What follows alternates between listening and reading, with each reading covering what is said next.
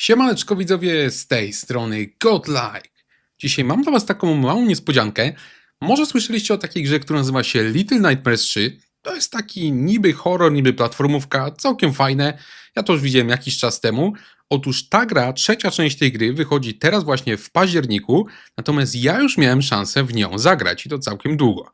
Spytacie, jak to jest możliwe? Otóż firmy Bandai Namco oraz Senega zaprosiły mnie do Warszawy na pokaz tejże właśnie gry. Tam wraz z moim zastępcą spędziliśmy parę godzin grając w Little Nightmares 3. Teraz pytanie, jak prezentuje się ta gra, jakie zrobiła na mnie wrażenie i czy było fajnie? Sprawdźmy. Zapraszam was serdecznie na materiał. Teraz parę szybkich słówek o grze. Little Nightmares 3 jest to, tak jak można się domyślić, trzecia część cyklu platformówek z elementami horroru Little Nightmares. Co ciekawe, przy okazji tej części zmienił się także deweloper tej serii. Za poprzednie tytuły odpowiadało Tarsier Studios, teraz mamy dewelopera Supermassive Games, czyli deweloperów popularnego The Quarry czy Until Dawn, czyli firmę wyspecjalizowaną w horrorach. Zresztą samo Little Nightmares 3 też do tych horrorów nawiązuje.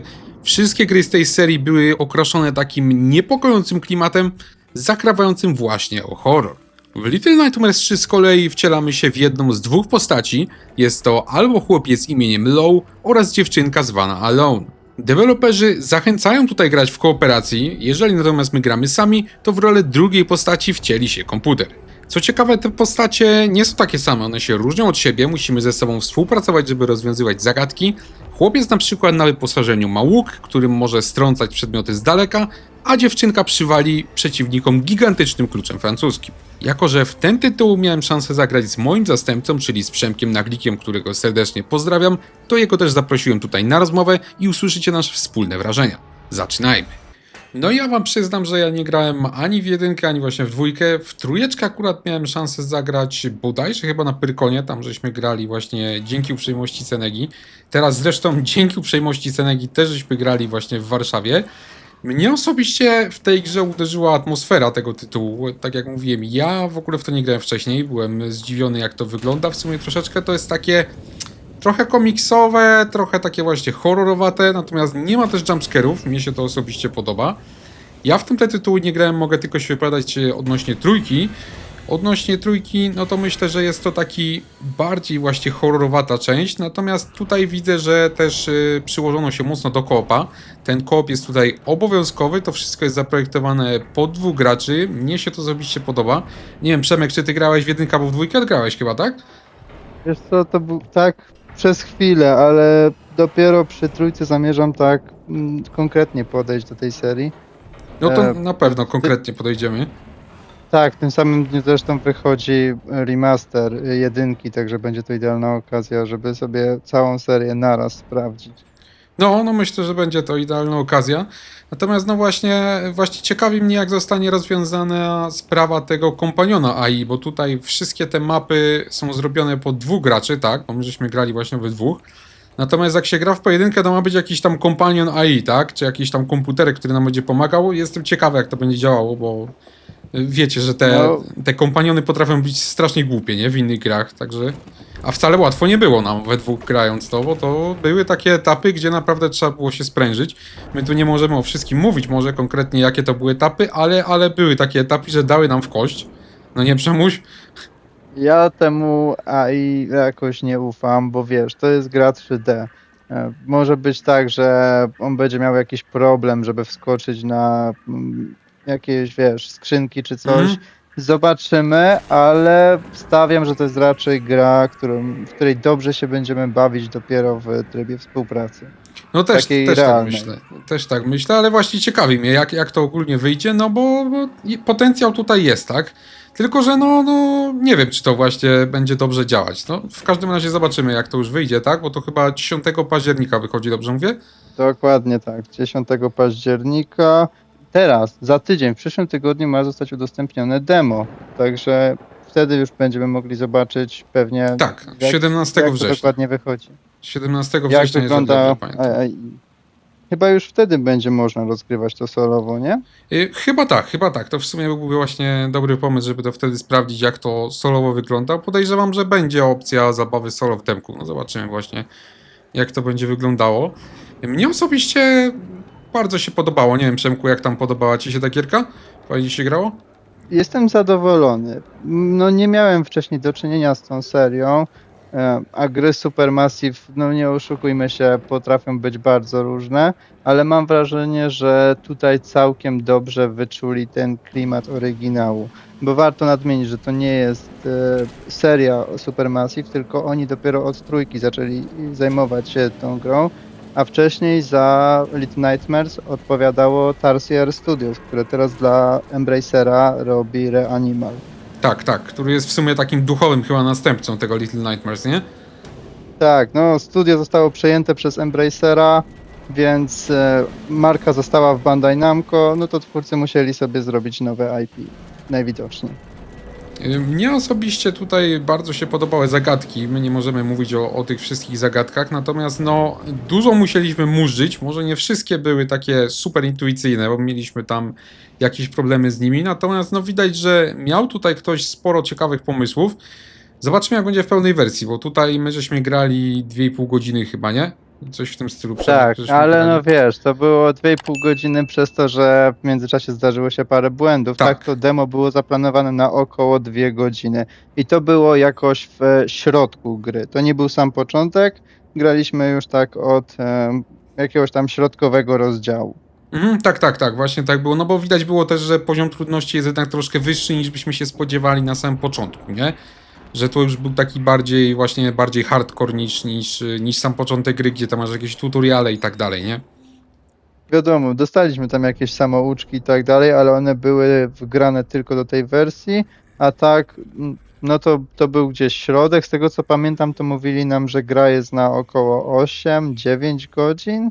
No to doświadczyliśmy tak 1/4.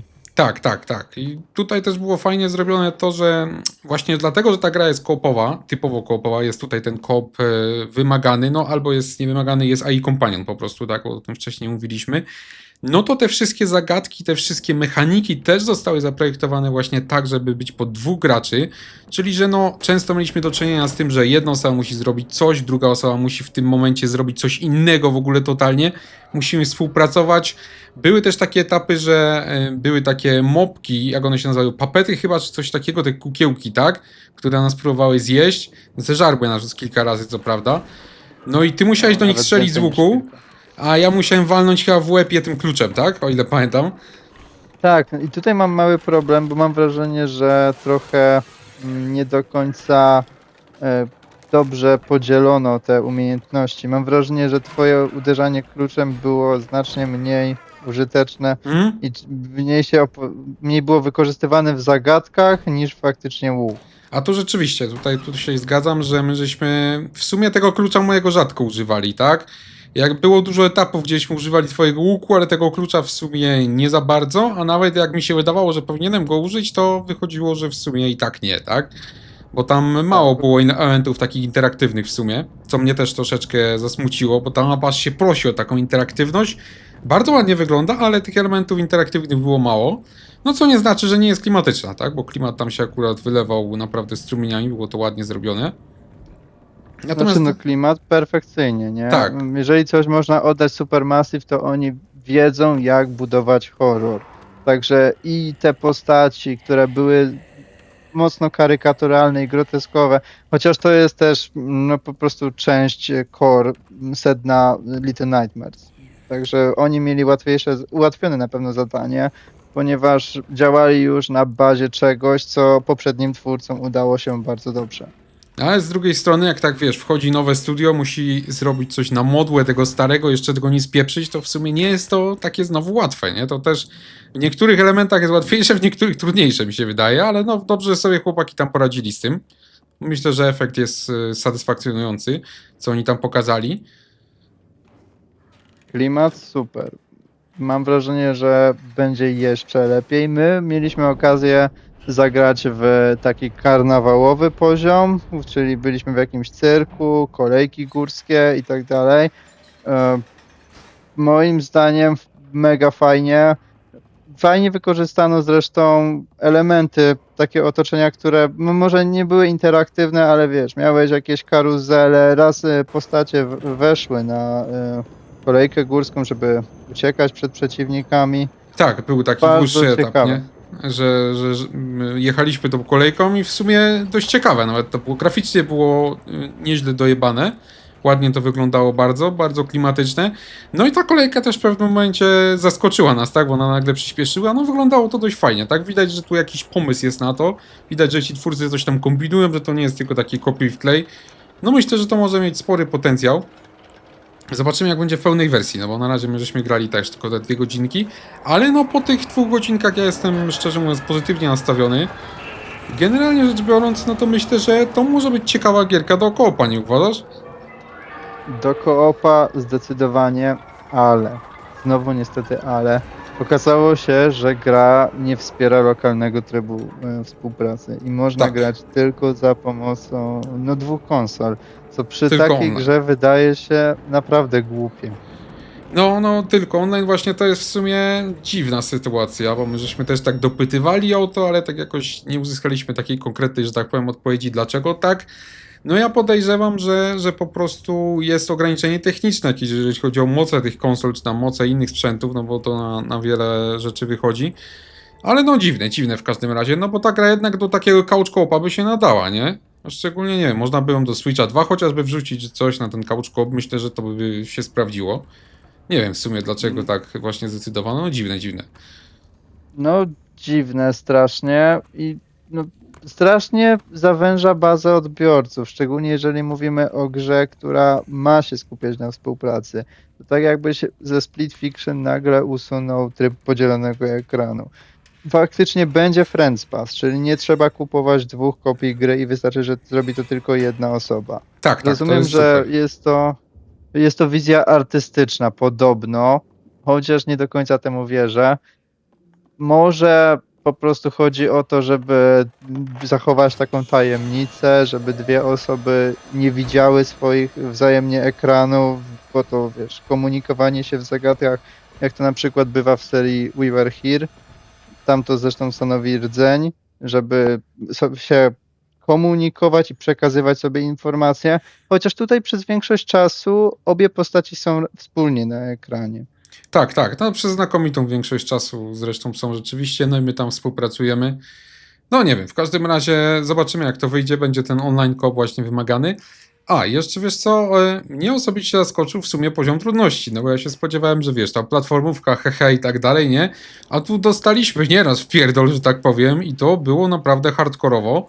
Powiedziałbym wam o takim jednym etapie, ale nie mogę o nim mówić akurat, bo był tutaj przy samej końcówce, tutaj mi akurat zabroniono, ale powiem, że ogólnie to wcale nie było takie proste, tak? Mnie osobiście zaskoczyło, poziom trudności mnie zaskoczył, nie wiem jak cię Przemku, bo ty tam masz większe doświadczenie z tą grą. Wiesz co? Tutaj to jest bardziej, powiedziałbym, kwestia tego, że decyzją artystyczną było to, że postać umiera po kontakcie z przeciwnikiem. Bo nie ma tutaj takiej faktycznej walki, tylko jest to taka zabawa w uciekanie, odganianie przeciwnika i to generuje głównie problemy, nie? Szybki czas reakcji trzeba mieć, bo chwila spóźnienia, no i musisz zaczynać rozgrywkę od ostatniego checkpointu. No tak, bo tam no były takie sytuacje, że dosłownie, nie wiem, pół sekundy żeśmy się spóźnili i już była lipa. Trzeba było naprawdę to dobrze, tak powiem, wymierzyć, dobrze właśnie pobiec jak najszybciej. No i zdarzało się ścinać zakręty, żeby właśnie szybciej dobiec. Chociaż no przyznam, że nieraz żeśmy zginęli z powodu też takich bugów z kolizją na przykład, bo zdarzały się. Mam nadzieję, że ich nie będzie w pełnej wersji. Wypadałoby, Tak, no bo tak. to może wpłynąć na doświadczenie, że tak powiem, bo tam no zdarzały się błędy, nie? Twórcy zaznaczali, że to jest jeszcze nieukończona wersja i możemy natknąć się na błędy. Faktycznie było kilka, niektóre bardziej kryzysowe, ale ostatecznie udało nam się dobrnąć do końca, Tak. także nie ma aż tak źle. Myślę, że do premiery mamy jeszcze miesiąc, na spokojnie się wyrobią z optymalizacją. No myślę, że tak. Zresztą w ogóle to dość dobrze chodziło, tak? Dość dobrze działało. Nie wiem, jaka tam była specyfikacja tych komputerów. Podejrzewam, że potwory jakieś były. Natomiast mnie osobiście jedna rzecz troszkę tu wkurzyła. Graliśmy na monitorach OLED-owych, tak? Od LG, o ile pamiętam. I był taki Tak. problem, że mimo to czerń nie była czarna. Nie wiem, czy to coś było spieprzone z konfiguracją, czy z grą jest coś nie w porządku. Nie mam pojęcia, że nie chciałem tam grzebać, bo nie mieliśmy też za bardzo czasu na tym pokazie.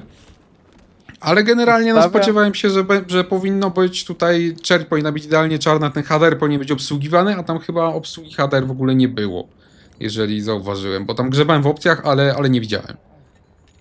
Stawiam, że kwestia monitorów, raczej bym się spodziewał, że w grze tego typu wypada dopracować czerń, szczególnie, że Tak. w Little Nightmares to gra szczególnie ważną rolę. Masz te ciemne lokalizacje, które genialnie wyglądają przy dobrze wykonanej czerni. Ja osobiście za bardzo nie grzebałem, faktycznie był ten obraz taki trochę, może nie mleczny, Szarawy ale trochę, nie? przejaśniony faktycznie.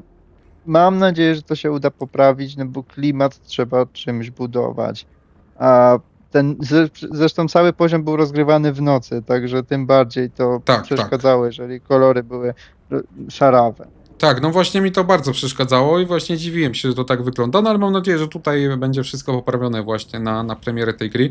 No, nie umieszkamy sprawdzić, tak, bo podejrzewam, że tutaj Przemek będzie to recenzował, jakby co, dajemy wam właśnie tipa, że Przemek tutaj jest fanem, będzie to pewnie recenzował, zresztą dlatego się wybrał też ze mną, będzie ścisnął. Zamierzam cisnąć, zamierzam w końcu konkretnie poznać tę serię. Mam nadzieję, że Supermassive faktycznie odrobiło dobrze lekcję i zbuduje interesujący świat, no i nie zaprzepaści tego dziedzictwa Tarsiera. W razie czego mamy Reanimal, ale Little Nightmares ma przed sobą jeszcze dużą przyszłość, szczególnie, że w produkcji jest także gra VR-owa. Tym bardziej może być to ciekawe. Jest potencjał, żeby zbudować tutaj jeszcze większy świat, tylko trzeba to konkretnie dobrze zrobić. I kooperacyjna rozgrywka może się udać, jeżeli będzie dobrze wykonana. No tutaj mi się wydaje, że taki mieliśmy właśnie przedsmak i ten koop tutaj działa sprawnie, także jestem pozytywnie nastawiony. Mam nadzieję, że tak będzie też właśnie w pełnej wersji, bo tutaj wyglądało to naprawdę fajnie. No tak jak mówiłem, ja z tą grą nie miałem wielkiej styczności, a mi siadło, tak? Także no myślę, że potencjał tutaj jak najbardziej jest. Zresztą tutaj, tak jak mówiłeś Przemuś, jeszcze każdy może sobie to zbadać osobiście, bo tutaj 17 września ma być publicznie dostępne demko tytułu. Wtedy każdy będzie mógł sobie to odbadać. No my osobiście uważamy, że jest na co czekać, no i czekamy na pełną wersję, na pewno zrecenzujemy. Zdecydowanie tak. Byle tylko w miarę szybko, No, bo fajnie październik będzie kolejnym grubym miesiącem, także im szybciej, tym lepiej. Chętnie przygotujemy tekst zresztą na embargo, jeżeli będzie taka możliwość. No, oby gierka się okazała godna. Dobra, to my wszystko powiedzieliśmy na temat naszych wrażeń. Mamy nadzieję, że wam się podobało. Dawajcie śmiało znać, czy czekacie na tą grę, czy macie zamiar ją kupić. No i co możemy poprawić jeszcze w naszych filmikach. Czekamy na wasze odpowiedzi. Trzymajcie się. Na razie. Ja tylko na koniec dodam, że już 10 października będzie miała miejsce premiera gry na praktycznie wszystkie konsole i na PC-ty. 17 września natomiast wyjdzie darmowe demo, które pozwoli wam zapoznać się z tym tytułem bliżej. A wy dajcie znać, czy macie zamiar kupić Little Nightmares 3 albo graliście którąś grę z serii. Czekamy na wasze komentarze i zawsze chętnie z wami pogadamy. Dziękuję wam za obejrzenie tego właśnie materiału i zapraszam was do obserwowania kanału, bo takie filmy będą się na nie pojawiać regularnie. Bardzo dziękuję również osobom, które zdecydowały się wesprzeć lupę godlajka. Dzięki właśnie waszemu wsparciu udaje się zakupić sprzęt oraz gry, które później trafiają na kanał. Bez waszego wsparcia wielu filmów nie udałoby się w ogóle stworzyć. Także dzięki wam bardzo i do zobaczenia niebawem.